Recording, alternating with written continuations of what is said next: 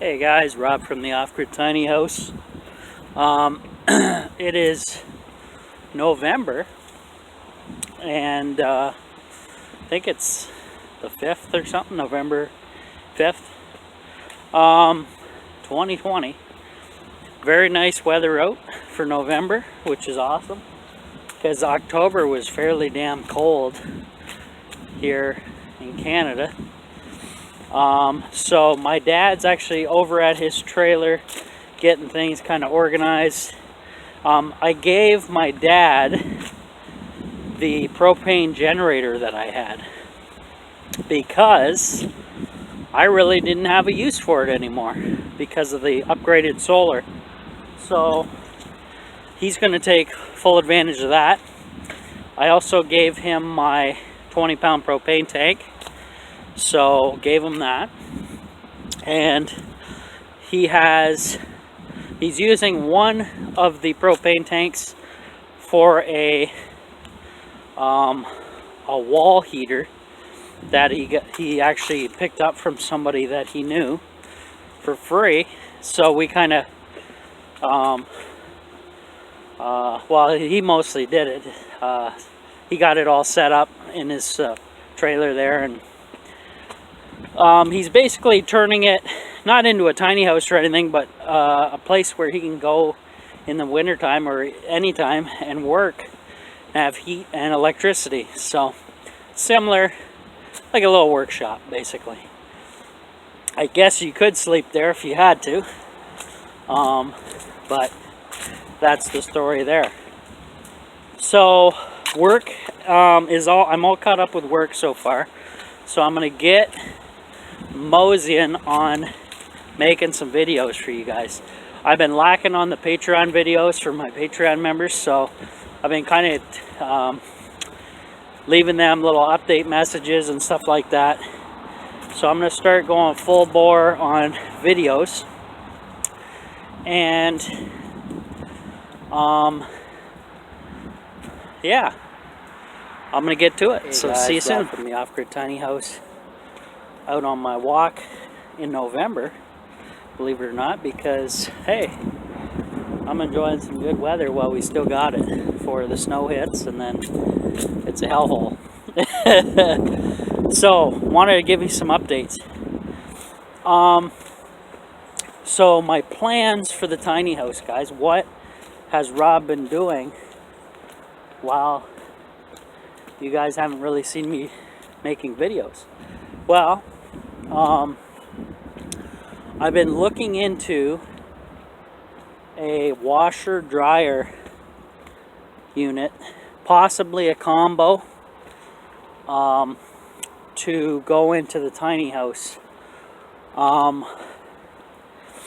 found some interesting units on Amazon, and yeah, so basically what I was looking for, guys, is I need a washing machine that will do bedding, as in your blankets on your bed.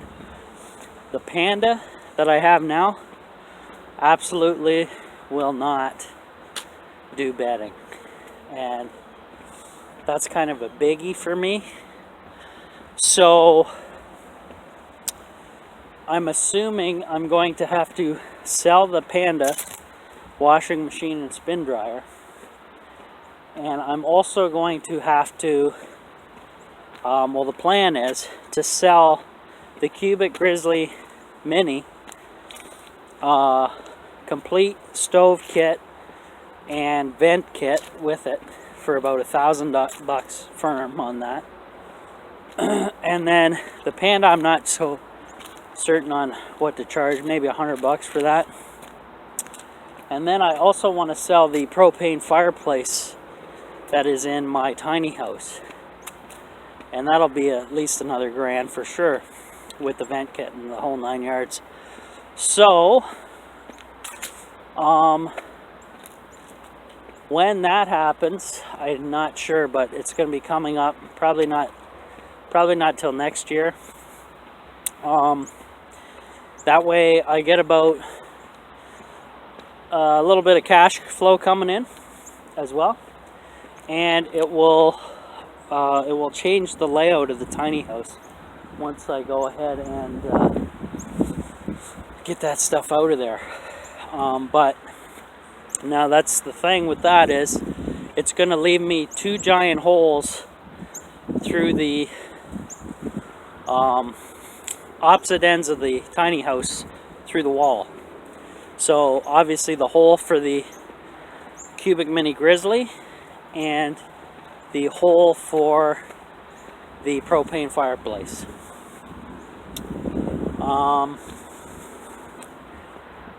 But I'm going to need a hole for my dryer vent if and when I do get that.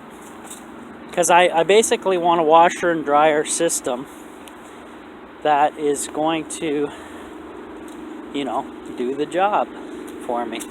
I found an all-electric dryer on Amazon, which was interesting. It's not a full-sized dryer, but it says it will do 10-pound capacity. So I'm not entirely sure.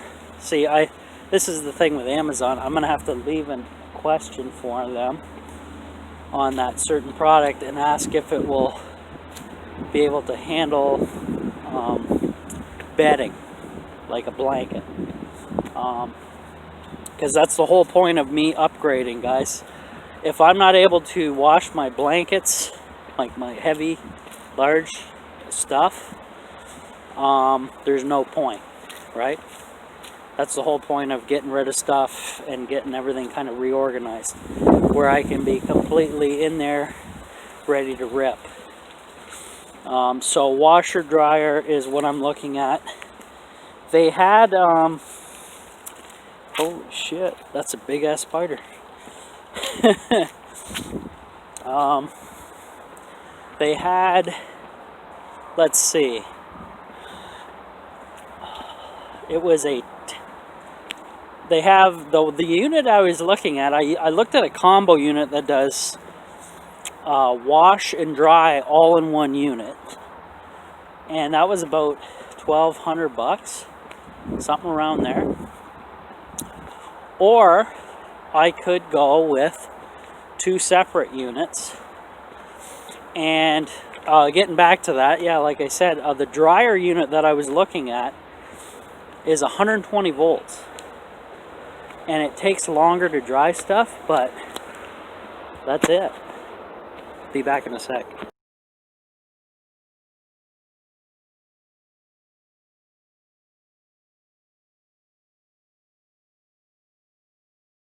Alright guys, got some passers-by going on. So the dryer that I was talking about, it's 120 volts, 1400 watt. Now it says in there, and I looked through the reviews and the comments and everything, it says it does a great job, but it takes longer than a, 220 volt dryer, obviously. But the thing is, will my pure sine wave inverter run that beast? Because it's probably going to run it at full tilt at 120 volts. Because it's going to have 120 volt electric elements in the dryer to dry the clothes. And from what I read in the comments, everybody just leaves it on high heat and it works just fine within a half hour or so. So that's not too shabby, guys. Especially since I'll be running it off the grid, off of solar. Now, I talked to Stu and was just kind of brainstorming with him a little bit, and he's kind of pointing me in the direction of eventually when and if my pure sine wave inverter goes or my charge controller goes, replacing that stuff. Everybody's moving on to these MPP wall units that are all in one. So it's charge controller, inverter, and multiple charging stations built in all in one. So you could hook up a generator to it, or you can do grid tie. Everybody's going this route. So I believe in the future that will be the route for solar. That's where kind of the industry is pointing towards. Everything's built into one unit. You just add batteries and wire. And solar, of course, right? So that's what we're looking at. Pretty interesting stuff. I'm sure Stu maybe has something picked out for me already, or something rattling around in his head to look for. So I'm sure he'll pop into the comments on some of these videos and kind of steer me in the right direction, or it'll help everybody else here on YouTube land following my channel. So that's pretty interesting. So future, guys, I'm looking for washer dryer. Doesn't necessarily have to be propane, as long as I can run it, if you know what I mean.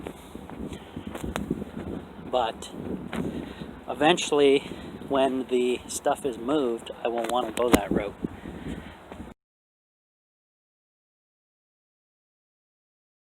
Back again. So when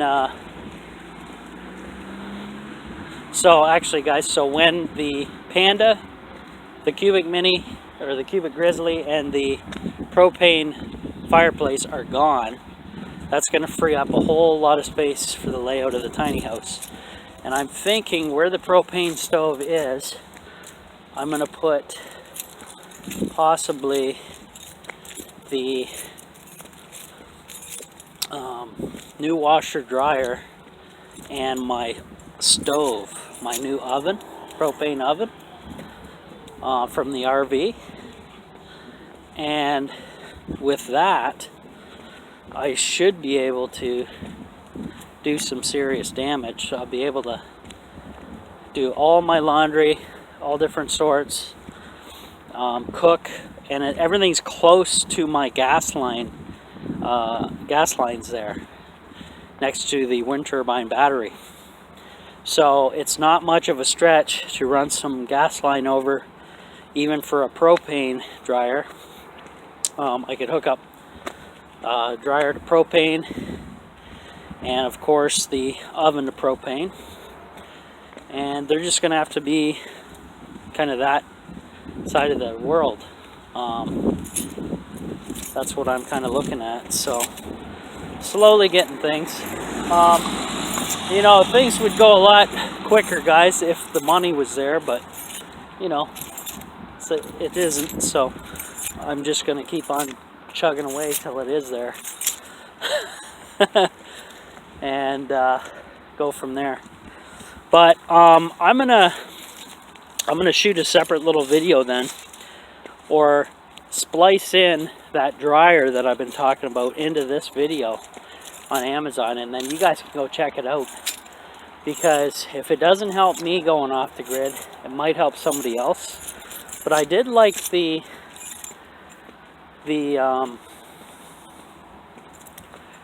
all electric feature is pretty sweet. Then I don't have to worry about propane. It's all complete solar after that fact. So by selling and flipping some stuff, hopefully I'll be able to get a washer dryer set up.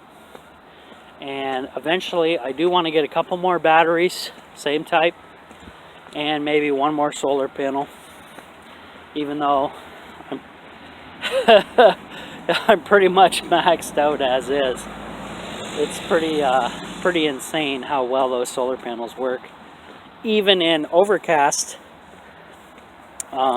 conditions just like this. Pretty amazing stuff.